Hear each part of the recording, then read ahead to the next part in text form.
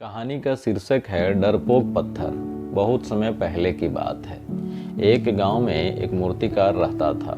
उसे एक मूर्ति बनाने के लिए पत्थर की आवश्यकता थी। वह पत्थर खोजने के लिए जंगल में चला गया। वहां पर उसे एक अच्छा और सुंदर सा पत्थर मिल जाता है जिसे मूर्ति का आकार देना बहुत ही आसान था। वह इस पत्थर को देखकर खुश हो जाता है और उस पत्थर को उठाकर अपने साथ अपने घर ले जाने लगता है। जब वह रास्ते में आ रहा होता है तो उसे एक पत्थर और मिल जाता है। मूर्तिकार उस पत्थर को भी अपने साथ ले जाता है। मूर्तिकार दोनों पत्थर को घर पर लाकर अपने औजारों से पत्थर को मूर्ति का आकार देने लगता है। जैसे ही वह पत्थर पर पहली चोट मारता है, पत्थर कहने लगता है कि मुझे छोड़ दो, इससे मुझे दर्द हो रही है। तुम किसी और पत्थर की मूर्ति बना लो। अगर तुम मेरे ऊपर ज्यादा चोट मारोगे तो मैं टूटकर बिखर जाऊंगा। पत्थर की यह बात सुनकर मूर्तिकार को उस पर दया आ जाती है और वह उस पत्थर को छोड़ देता है और दूसरे पत्थर की मूर्ति बनाने लग जाता है। यह पत्थर कुछ नहीं बोला और कुछ ही समय में मूर्तिकार उस पत्थर को एक भगवान की रूप दे देता है, अर्थात एक भगवान की मूर्ति में बदल देता है।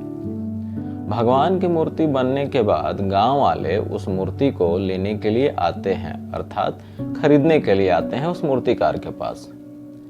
जब गांव वाले उस मूर्ति को ले जाने लगते हैं तो वह सोचते हैं कि मूर्ति के पास नारियल फोड़ने के लिए, अर्थात नारियल तोड़ने के लिए एक पत्थर की भी आवश्यकता पड़ेगी। इसके लिए वह दूसरे पत्थर को भी अपने साथ ले जाते हैं जो पहले से मूर्तिकार के पास पड़ा हुआ होता है, बेकार दूसरे पत्थर को। गांव वालों ने मूर्ति को मंदिर में रख दिया और उसी मूर्ति के नीचे दूसरे पत्थर को भी रख दिया। जब भी मंदिर में लोग पूजा करने के लिए आते तो वह मूर्ति पर दूध चढ़ाते और फूलों की माला डालते और नीचे रखे पत्थर पर नारियल को फोड़ते थे। इससे पत्थर बहुत परेशान होता था। कौन? नीचे रखा पत्थर काफी परेशान होता था जब उसके ऊपर नारियल फोड़ा जाता था। जब भी लोग उस पर नारियल फोड़ते थे उसको दर्द होता था। इस पर वह पत्थर मूर्ति बने पत्थर से बोलता है कि तुम तो बहुत ही आराम में हो। लोग तुम्हें दूध स्नान कराते हैं और तुम्हें लड्डू का भोग लगाते हैं, और मेरी किस्मत तो बहुत ही खराब है। इस बात पर मूर्ति वाले पत्थर ने जवाब दिया कि मूर्तिकार तो तुम्हें ही मूर्ति बनाना चाहता था, लेकिन तुमने दर्द की वजह से इनकार कर दिया। दोस्त, अगर तुम उस समय ऐसा नहीं करते तो शायद आज मैं तुम्हारी जगह होता और तुम मेरी जगह, और लोग मेरे ऊपर नारियल फोड़ रहे होते।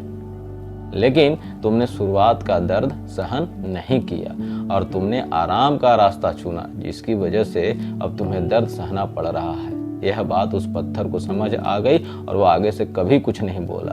जब भी लोग उस पर नारियल को फोड़ते वह सभी दुख हंसकर सहता था।